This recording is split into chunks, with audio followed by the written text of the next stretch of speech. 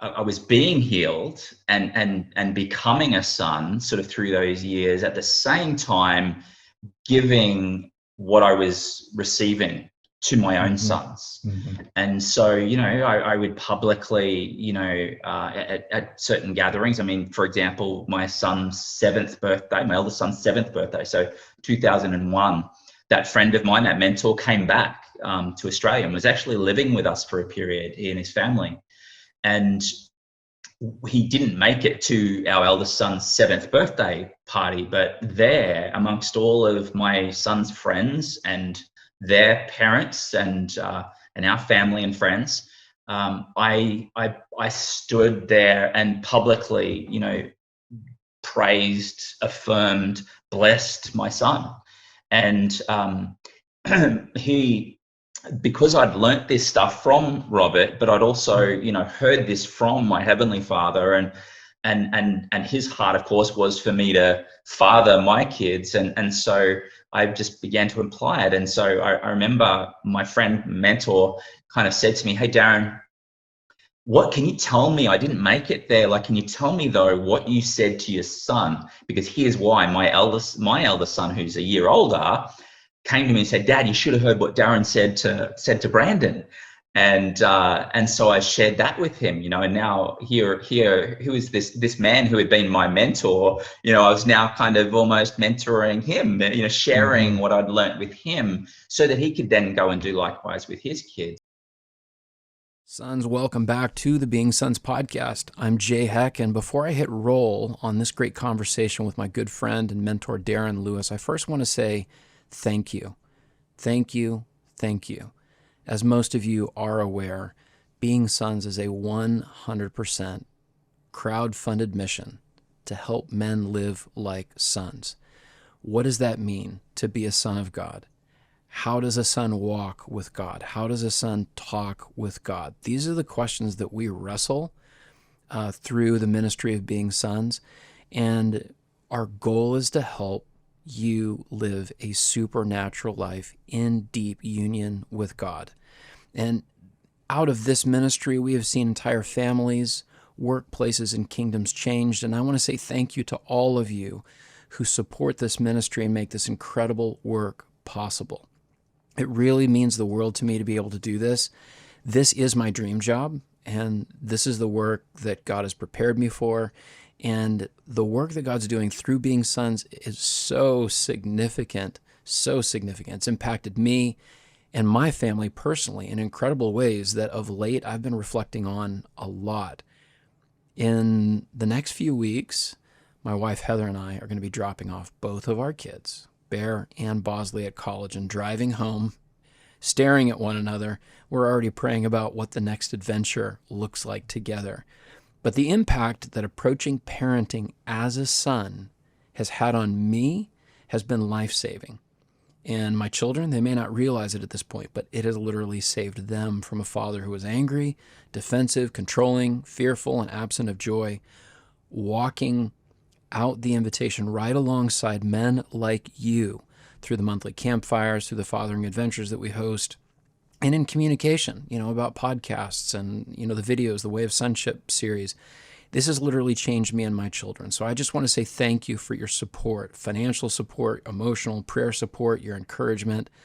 Thank you, thank you. And I say that because I'm about to take a break because both my kids are headed off to college and we're going to become empty nesters.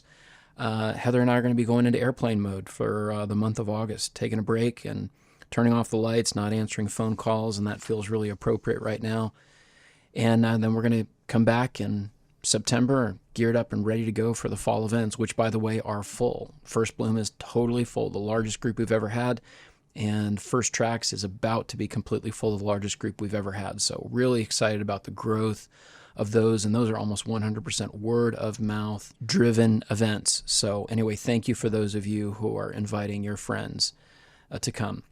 So now, let's get back to the conversation. Darren Lewis is one of the most influential and important men in my life, and it's safe to say that many men would say that about Darren. And when you hear a story, you'll know why I say that. And for those of you who have come on any adventure with me, First Tracks, First Bloom, Trailhead, you're going to understand this powerful trickle-down effect that one man's willingness to say yes to God has on the men around him. And I would lump myself into that category. And then subsequently, the men around those men, like those of you who come and join on an adventure, and then the way that you're impacting other lives. It's just this beautiful trickle-down effect. So for many of you, it's going to be awesome to hear Darren's story.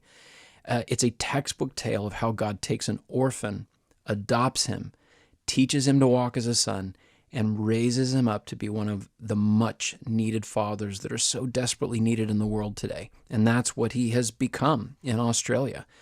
This is the insanely powerful story every one of us is in right now. And listening to Darren tell his story is going to help you and I reflect on God's powerful work in us.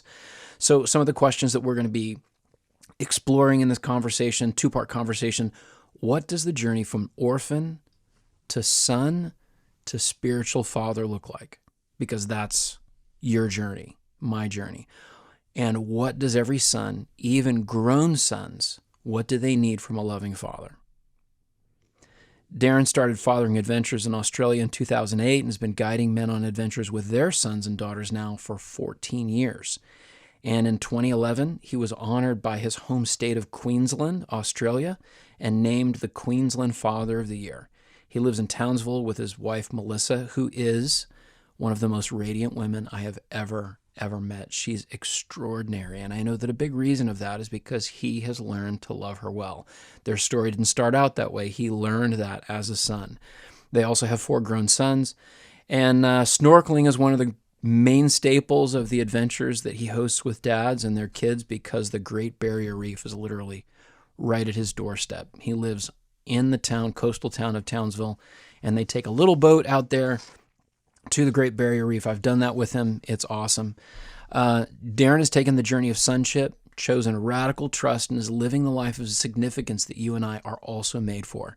He offers so much wisdom and encouragement through this 2-part conversation. So without further delay, enjoy part 1 as we walk and talk a mile with Darren Lewis along the tried and true road to being sons.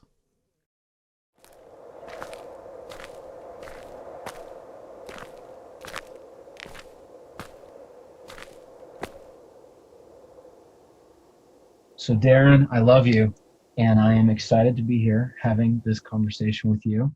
And I thought, I've been thinking for years that I wanted to have this conversation with you and introduce some of my tribe over here to the man who has been so instrumental in helping me have a vision for what is possible, and then actually equip me. I've got a lot of folders on my computer that have information that you've sent to me over the years, and it's been an amazing jumping off place for me to be able to do a lot of the things that God's put on my heart, kind of in my own unique way. But anyway, I love you, and I want to ask you a few questions. Are you okay with that? Absolutely, Jay. I love you too, and I'm humbled by that introduction because I'm just an ordinary man, and I guess I want to make that clear. I'm just an ordinary man that loves and serves an extraordinary God who has called me to something, and I've just shared that with you. And I must say, I mean, I've worked with a lot of men over the years, and decades actually now, and you've been one of the easiest that I've ever had to deal with. I mean, you were just like, you've been a gift to me personally, and a gift to this ministry, and I have had no reservations whatsoever to be able to give you all that I am and all that I have, for you to go and do likewise, for you to go and to give that away to others there in the US.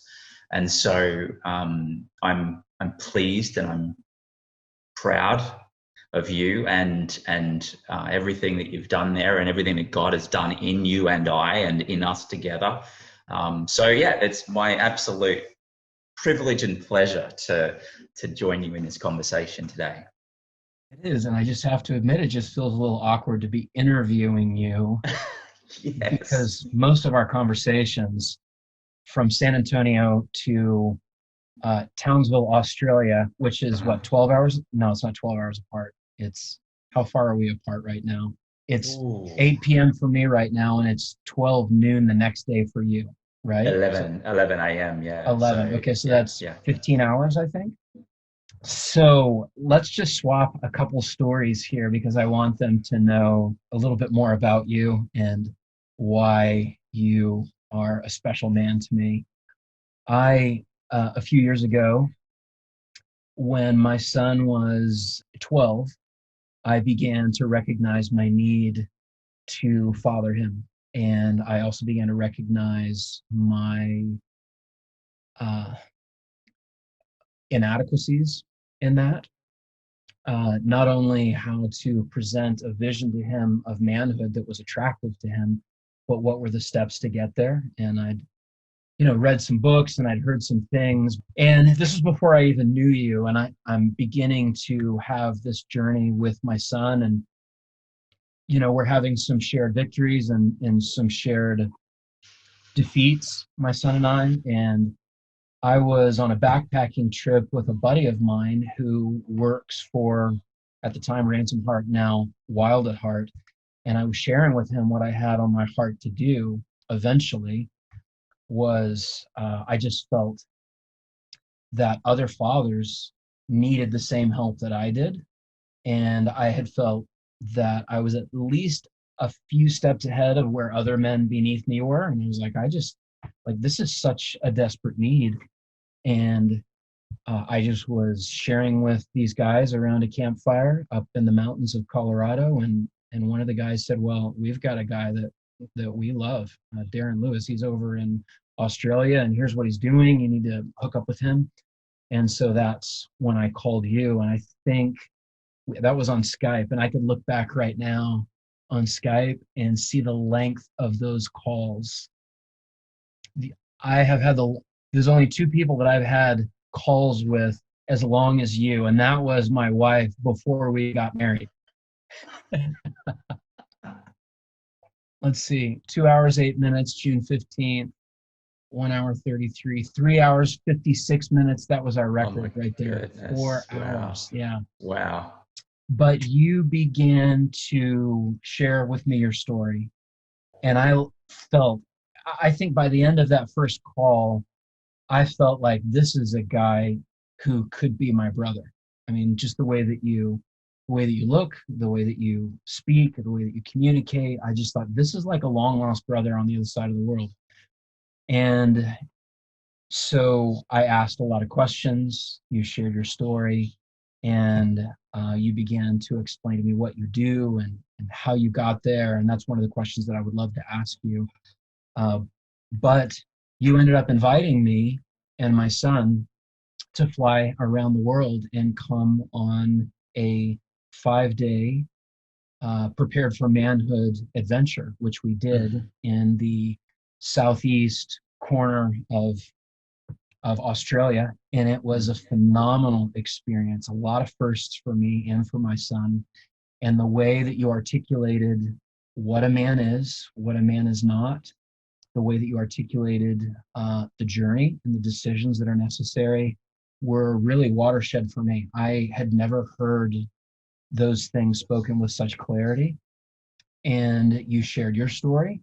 And my son and I got to abseil, which to an American is to rappel.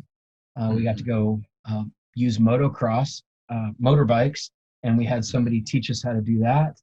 And let's see, we went caving, and we rode horses. And all of these were brand new to my son, who was very timid. And so that physically was a huge moment for my son to do all of these firsts and to do them in the presence of other men who were watching and helping their sons do it. It really helped my son physically come out of his shell, out of boyhood into the man, but also psychologically, it did that as well. There was so much richness and goodness to that trip, and that's when I began to feel the Lord saying, yes, doing something like this is in your future, but for right now, just go ahead and enjoy your son and do this journey with him together. And so anyway, here we are. I have seen you one other time since then. So we've met face to face 2 times, and your wife is one of my favorite women in the whole wide world. In honor of her, I like listening to the Apple voice on my phone in the Australian woman accent. And every time she tells me where to go, I think of your beautiful bride. One of the sweetest women I've ever met. Yeah, it's except for the fact that we don't have an accent, Jay. Oh, no. The Australians are the only people who don't have an accent. Everybody else has an accent except for us. Yeah. Anyway, I like it. I like your no accent. So, Darren, share what you do briefly, and I'll, kind of punctuate that uh, if it's needed. But I know you're very clear. You've been explaining for years what you do, and I know you are so busy. I looked at your schedule the other night, and you have still 6 more adventures between now and the end of the year. Something like that. Maybe you don't Yeah, even want to well, know. you look further forward than I do, Jay. Well, There's a few more. Yeah, it probably is about that. I Yeah, for think it is. sure. Yeah, I think it's 4 for the boys and 2 for the girls. Right. But would you just share what you do and your heart behind it, and let's kind of dig into how you got to where you are right now.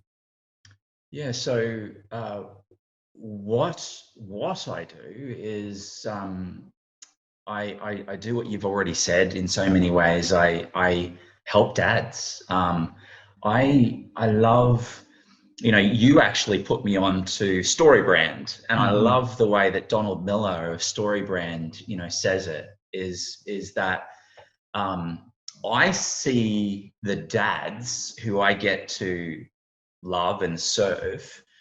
I see them as the hero of the story, and Mm-hmm. I'm but the guide. And so I, I see their potential. I mean, for us men, we look in the mirror and we only tend to see our flaws, and yet God sees something differently. And so one of the things that I ask God for, and I think we can all ask God for this, is His eyes to see others as He sees them. And so for me, just being able to see the potential in men and help experientially equip and empower them to realize they have that within them. We just so how do we do that? We do that by the facilitation of guided adventure experiences, father-son and father-daughter adventure experiences.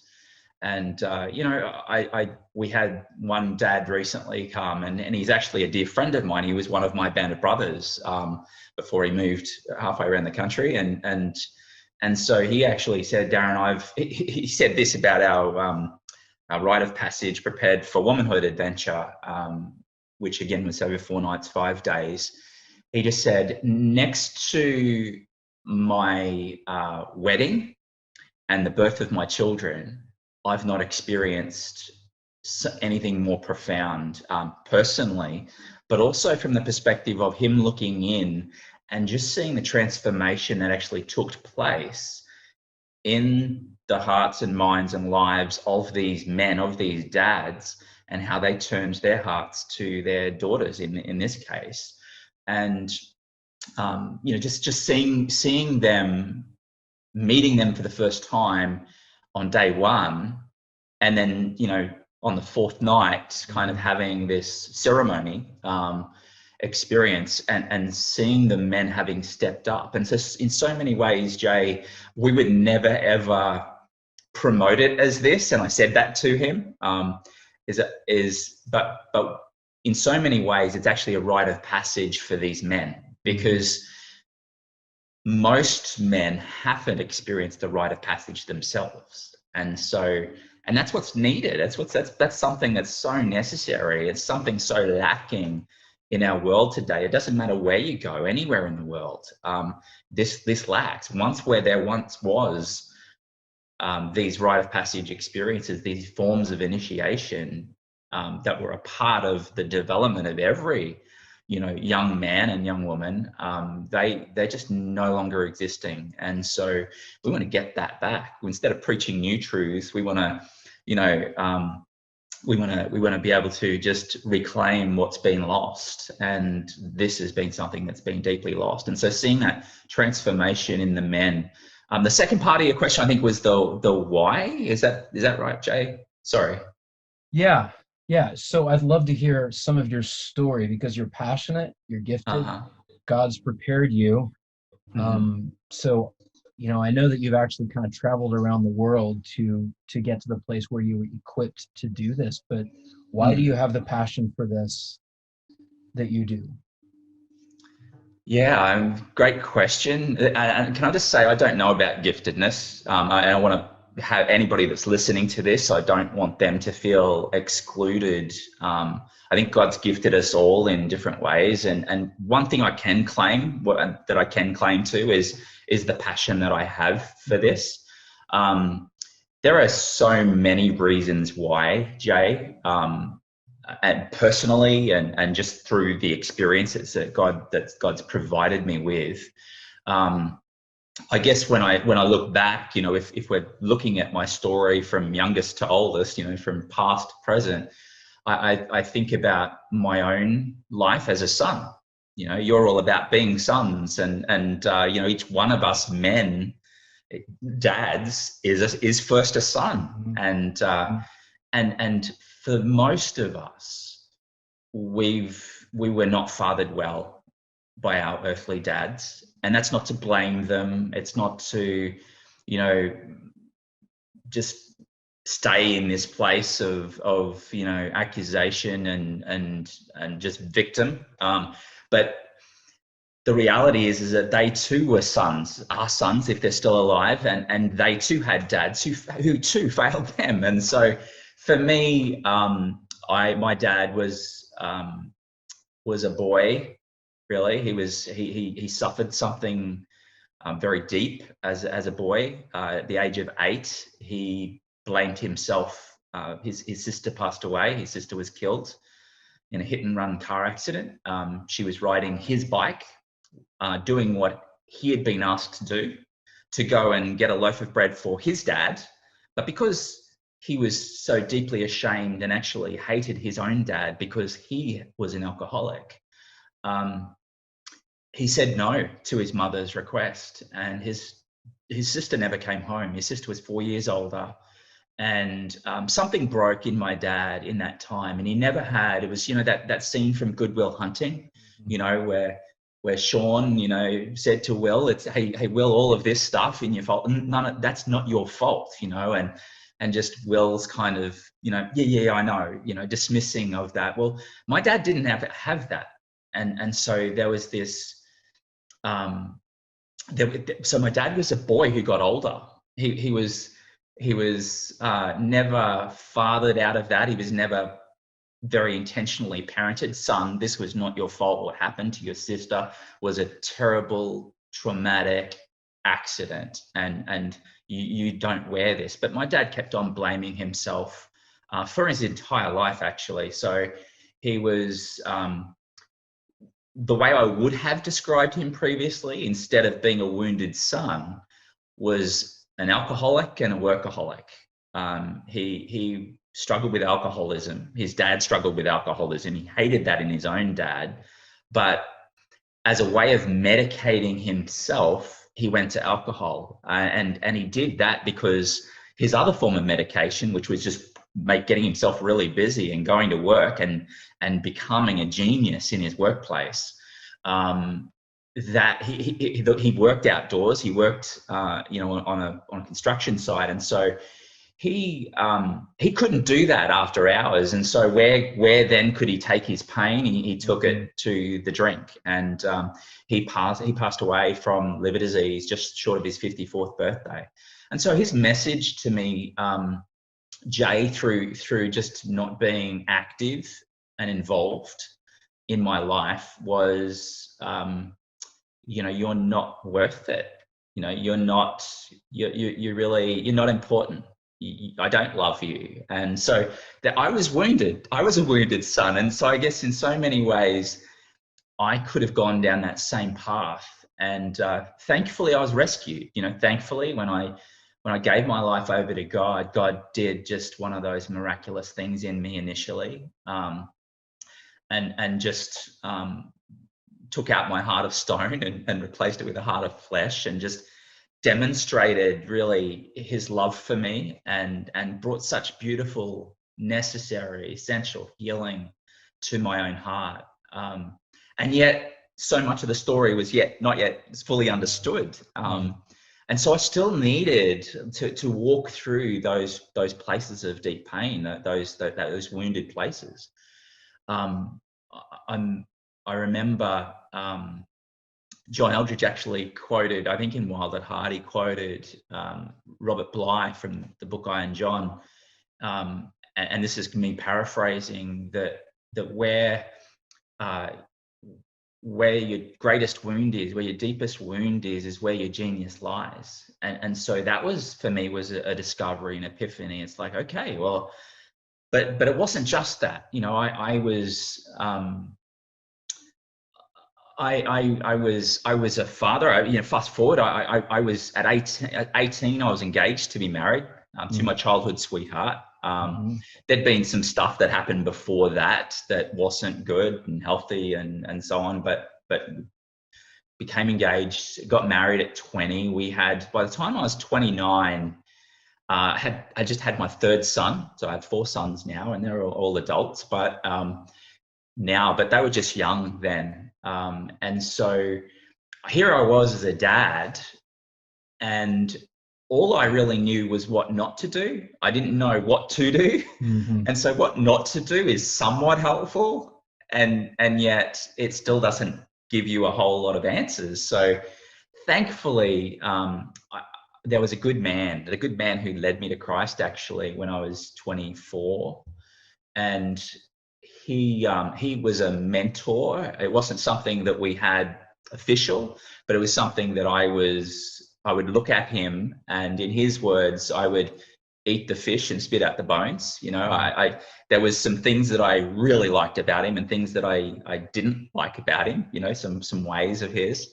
But that's okay. I took from him, and I think most men do that. I think what I've discovered is that most men, in the absence of having a clear and compelling vision passed on to them, what we do is it's almost like a buffet where we just pick and choose. I'm going to make up masculinity for myself. This is what a man is.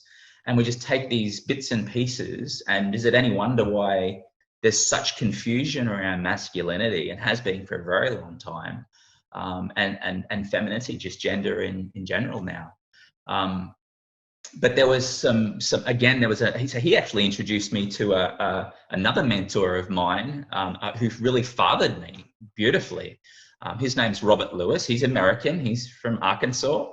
And he wrote a book called Raising a Modern Day Knight. And that was a book that was given to me by this other mentor, this guy who'd led me to Christ.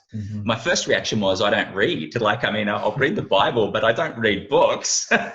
and so, but there was he was leaving town at the time. And so I just felt that there was this almost a change of chapter. John Eldridge says that our life is a story, and it's true. Our life is a series of stages, a series of chapters. And so that's what it felt like at 29 years of age for me, was this chapter. And so the subtitle of the book is A Father's Role in Guiding His Sons into Authentic Manhood. And that intrigued me. I'm thinking, father's role? I wouldn't mind knowing about that for starters, but what's this authentic manhood business?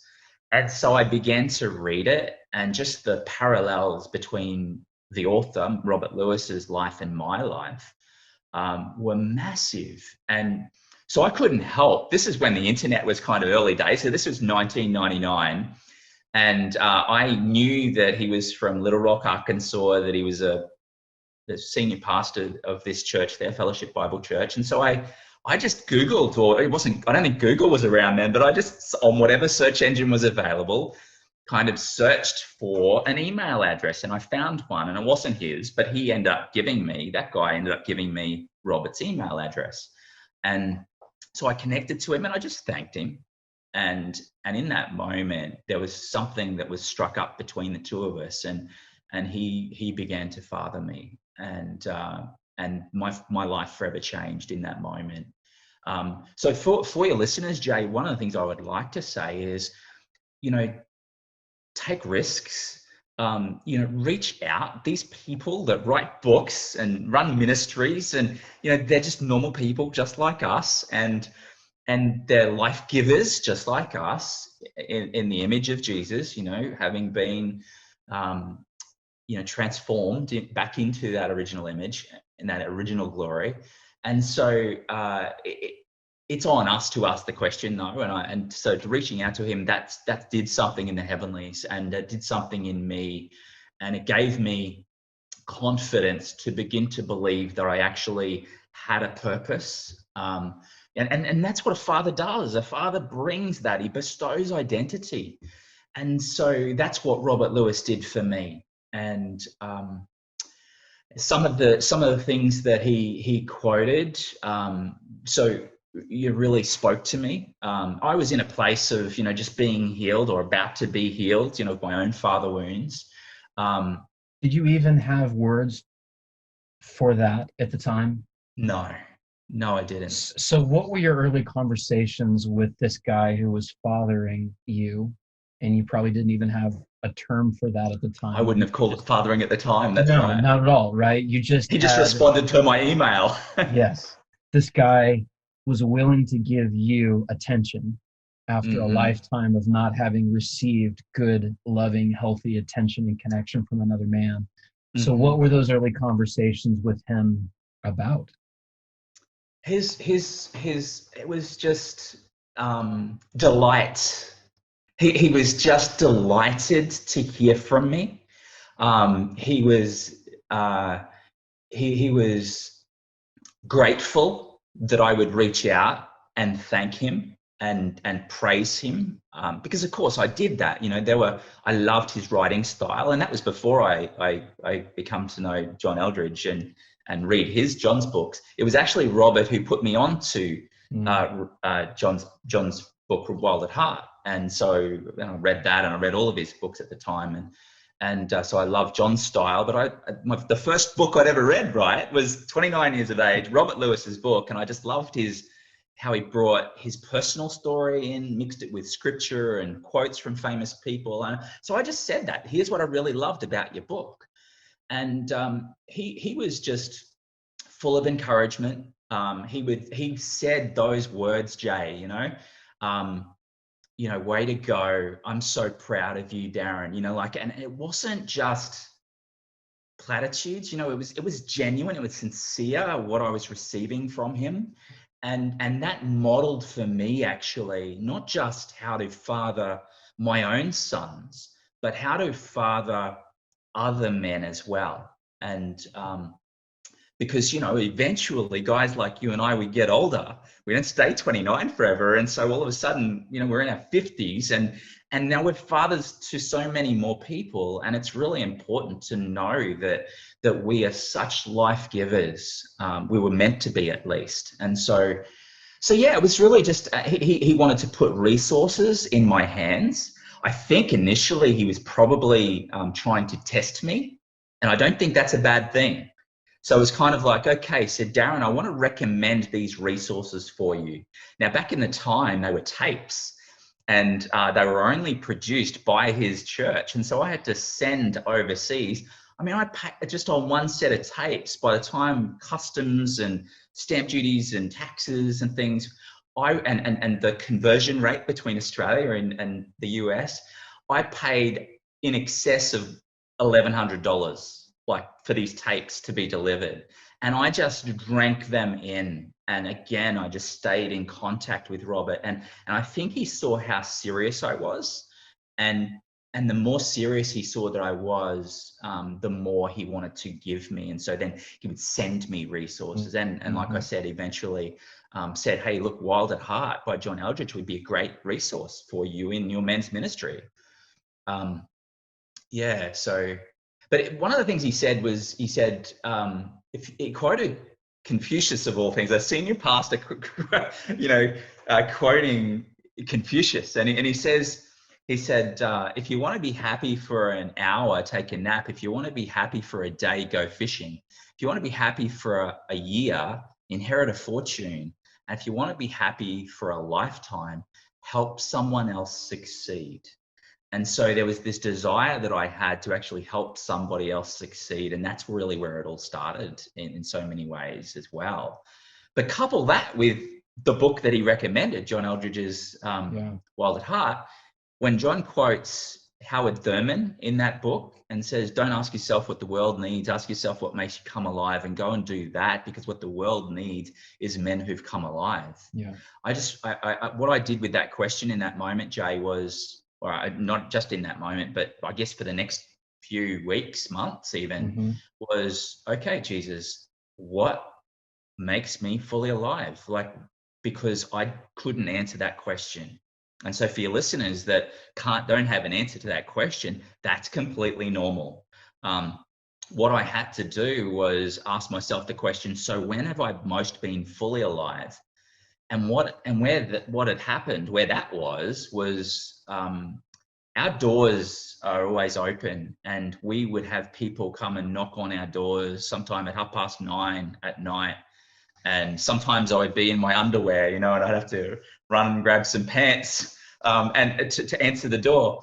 And so, and just these opportunities for us to counsel, minister into people's lives and see Jesus come and bring healing to them. That's where I was most fully alive. So that's when I sort of thought, okay, I'm going to spend more time doing that. So we did.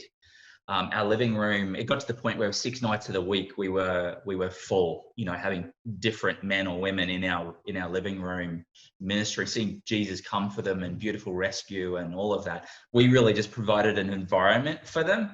Jesus did the rest. Yeah. And so, but out of that, we just realized, oh my goodness, we can't sustain this. We're going to get taken out ourselves. This is not good for our own marriage. And so what happened from there was that's when I finally got a clue, and I finally took this to Jesus. Jesus, what have we learned over the last 7 years now? So now 2006, what have we learned? What do you want to show us? What is the fabric that's been, the thread that's been woven through these people's stories? And that's when God revealed the father wound. I would have said, Jay, at the time, 99% of every man and woman who came into our living rooms to seek healing, personally or relationally, that they had a father wound. And I didn't see it when we were ministering to them. I just saw a person in front, and we would walk through their story and bring healing into those places. But it wasn't until then. And so that's when I asked the question, well, who around the world is doing anything from preventing the father wound? Robert Lewis and John Eldridge were writing chapters in books on the father wound. Gordon Dolby is another one. But but for the most part, this wasn't being spoken about. There was no preventative action being taken. And so that's when I guess I began to step forward and go, it's time to do something in this space here. And then, the rest is history. Robert Lewis came out to Australia. He effectively invited me to the US to be his shadow, to walk with him, to help develop a series of resources there in the States with him. I didn't take him up on that offer, despite the fact that I deeply desired to do that, because I still longed to be fathered. Yeah. Now, even at age 36, 37, I was still being fathered, but I knew that wasn't what God was wanting. But I ended up getting an invitation, going to the States actually, to co-facilitate, co-lead a week-long father-son adventure there in the Teton Mountains of Wyoming. And my goodness, I just knew that I knew this is what God showed me time and time again. I want you to do something like this back in Australia.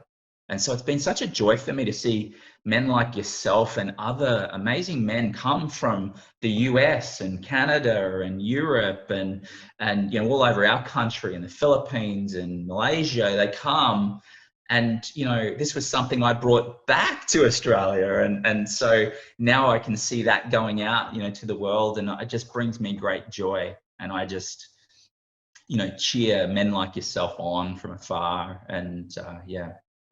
Does that answer your question? It's probably a Yeah, no, it's long-winded it's way of. it's it's beautiful. And like what I have eyes to envision in the kingdom is one fire that's burning hot, and that's the table, and other men come and they sit around the fire and they gather around its warmth.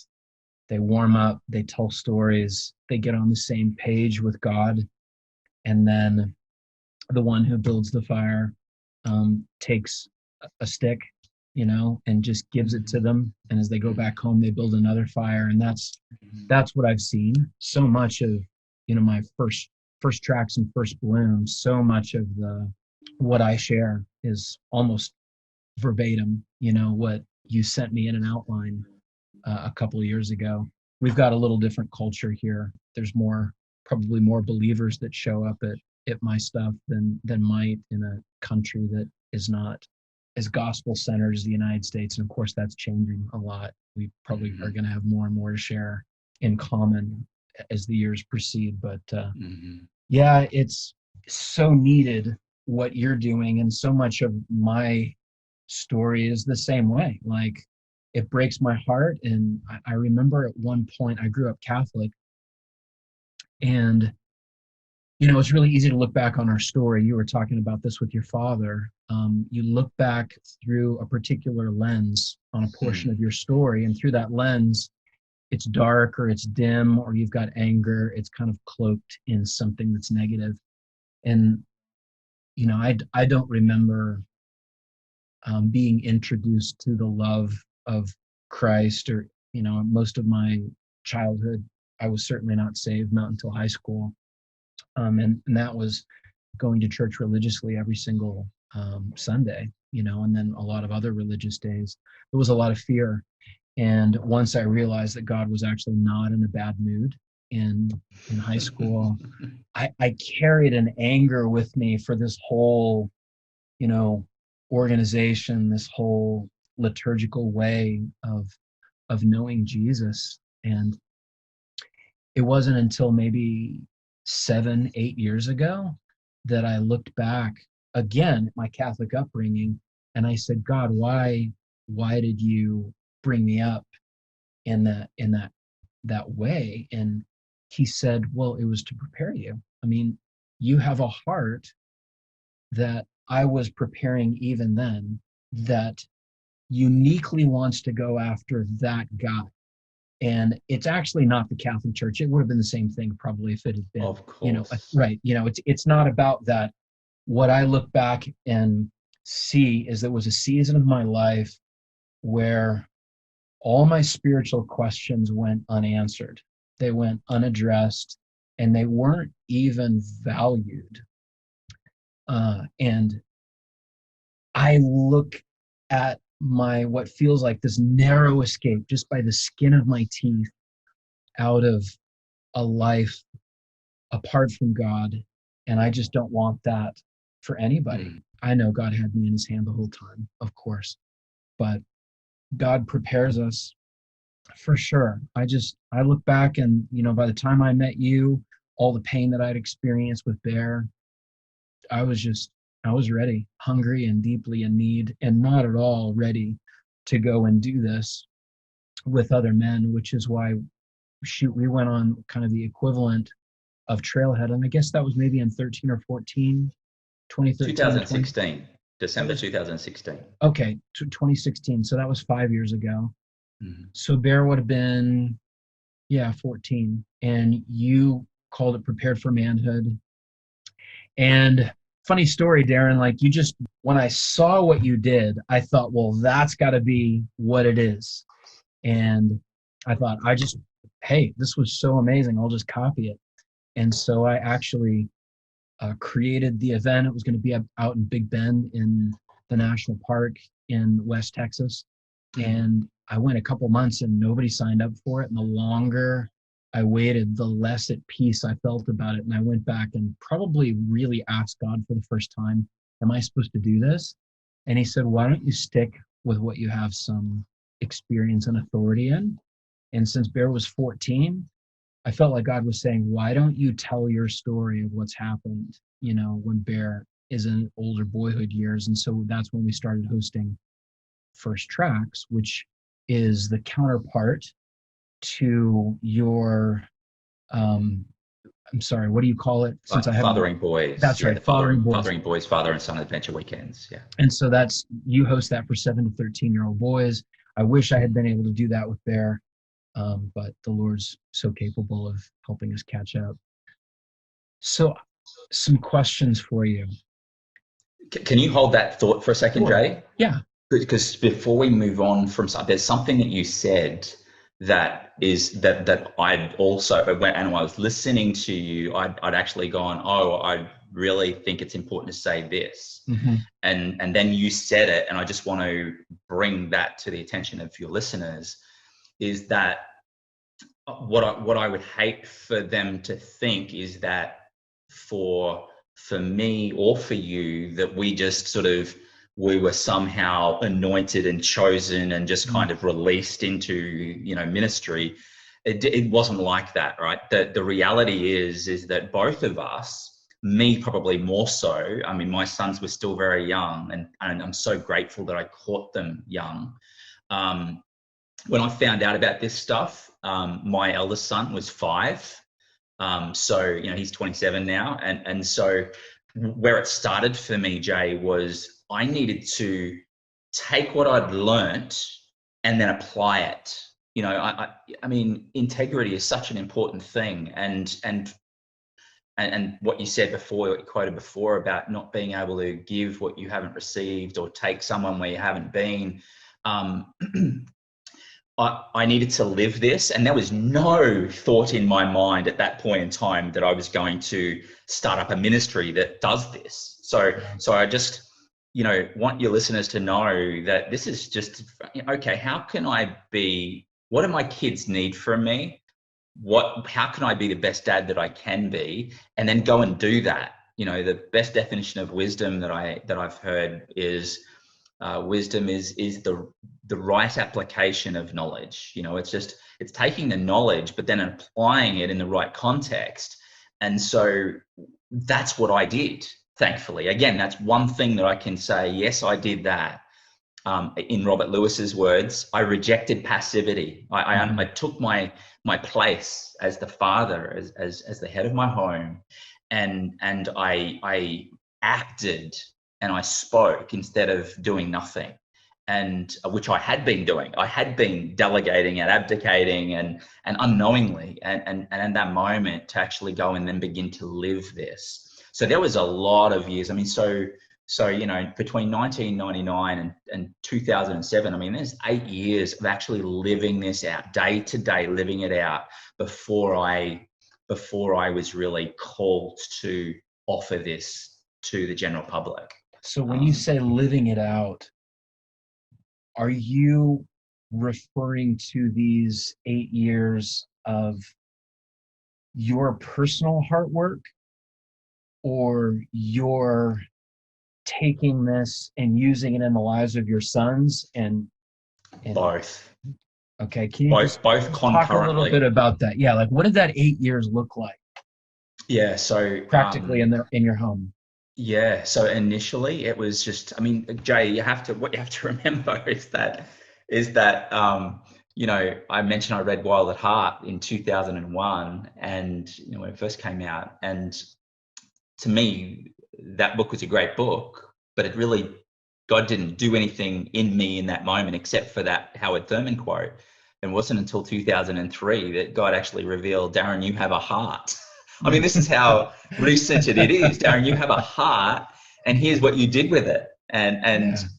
So that, really 2003 was a big year for me, just in making that discovery and beginning to live from my heart. Because you see, in my life, in my family environment, my family of origin, and in my work, and you have to understand that the message of my wound was, you're on your own. It's all up to you. And so there was no, I had a faith in God, but I didn't yet truly know him, and know my identity in him, know truly that I was his beloved son. And so that kind of was where the journey started for me, was beginning to say, yes, God, I choose to believe that I'm your beloved son. What more do you have for me? Begin to ask questions, and specific questions in and around my identity. And so I needed to become a son first before I become a man. So I, at least through Robert Lewis's stuff, I knew what it meant to be a man. I now had a definition, a compass, some direction, but I hadn't yet had that transformation at the level of my heart. So I needed to be fathered myself in those places. But at the same time, I was a dad, now who'd gone from having my eldest being 5 in 99 to, well, 4 years later, now he was 9. So I was kind of, I was being healed and becoming a son sort of through those years, at the same time giving what I was receiving to my own sons. And so, I would publicly, at certain gatherings, I mean, for example, my eldest son's 7th birthday, so 2001, that friend of mine, that mentor, came back to Australia and was actually living with us for a period, he and his family.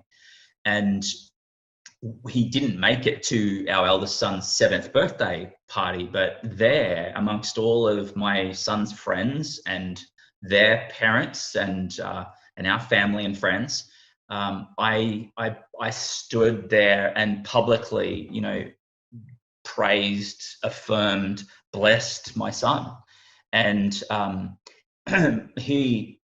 because I'd learnt this stuff from Robert, but I'd also, heard this from my Heavenly Father, and his heart, of course, was for me to father my kids. And so I just began to apply it. And so I remember my friend, mentor, kind of said to me, "Hey, Darren, what can you tell me? I didn't make it there. Like, can you tell me though what you said to your son? Because here's why. My eldest son, who's a year older, came to me and said, Dad, you should have heard what Darren said to Brandon."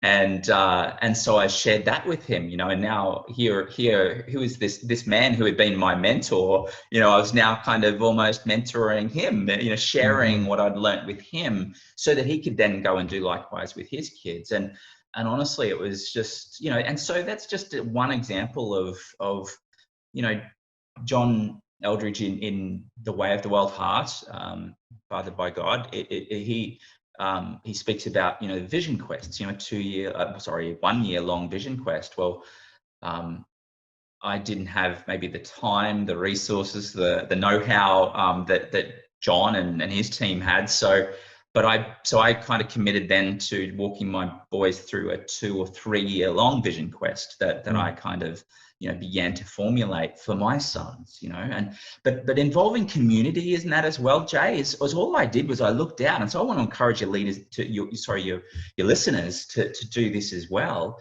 is in your fathering of others, invite other men in. Those men need to be mentors for your sons and for your daughters. And so, or at least women for daughters and men for your sons. And so I was inviting in other fathers and their sons, and this was just something that was happening. And really it wasn't until one of those men said, Darren, this is so good what you're doing with us, with this group. You need to be able to offer this to the general population, the general public. And I'm like, really?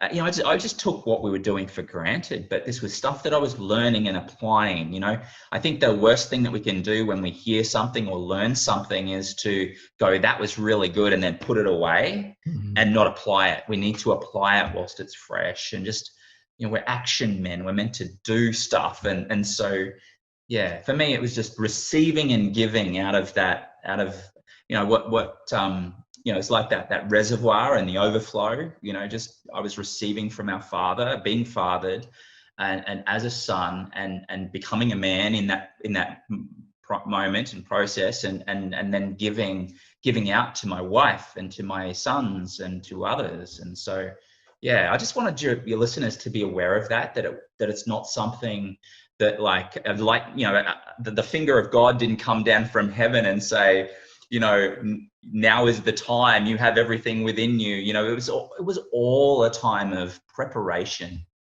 And we're all in that, and you and I are being prepared now for what's yet to come, and so every single one of us are on that journey as sons, for what's coming next.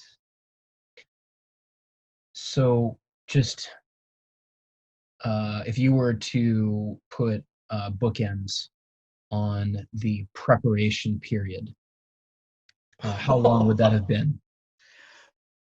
Sorry, that just to clarify your question, bookends.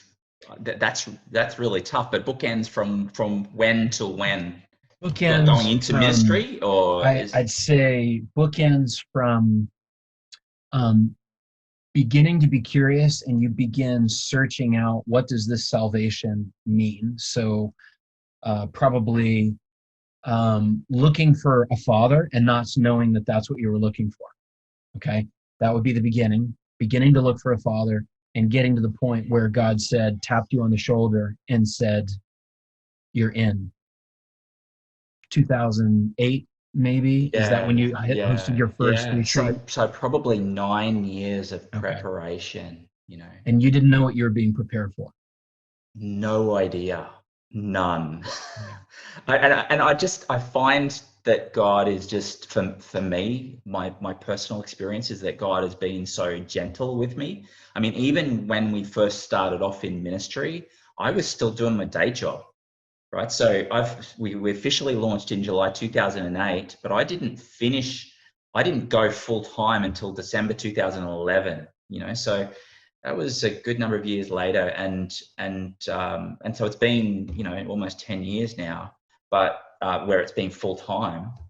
But he was just very gentle with me, because he's not in a rush. We can be in more of a rush than he is, and so he's very patient and loving, and he's waiting for us to be ready. Like he's not throwing us in the deep end of the swimming pool, and having to teach ourselves how to swim. He's not doing that. He's a good father, and he's just very patient and loving and kind toward us. And so, yeah, for me, it was quite a long process, but I think you need that. I think you need that time to discover who you are. There's so much of who we became that actually had to be undone to almost start again, if you will. So absolutely, all the rewiring that needed to take place. Friends, thanks for joining us for part 1 in this conversation with Darren Lewis. Join us again for part 2, where we will discuss the growing pains that come when God meets you where you are and begins to expose and unearth your calling. What does it look like to live in that tension between being where you are and where your heart wants to go? Very important. I know many of us are wrestling with that. And also we explore what it means to be the beloved Son of God, and how we practically grow into and then through that reality, upon which all the subsequent stages are dependent. Hugely important. Just a reminder that Being Sons is a 100% crowd-supported mission. Thanks to men like you, we're able to keep going. Thanks for joining us for this conversation with Darren Lewis on the tried and true road to being sons.